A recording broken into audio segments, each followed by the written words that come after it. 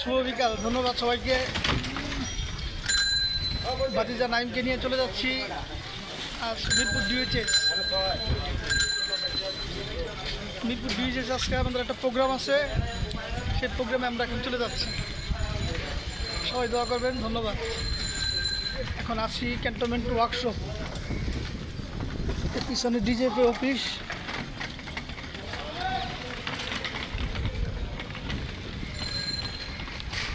সে বিকালটা খুবই ভালো ছিল, ঘোরাঘুরি করতেছি রিক্সা দিয়ে।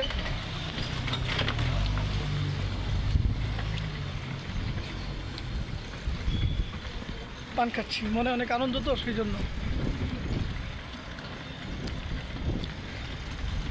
নাইম আছে আমার সাথে, চলে যাচ্ছি। দেখা হবে ইনশাআল্লাহ। আসসালামু আলাইকুম।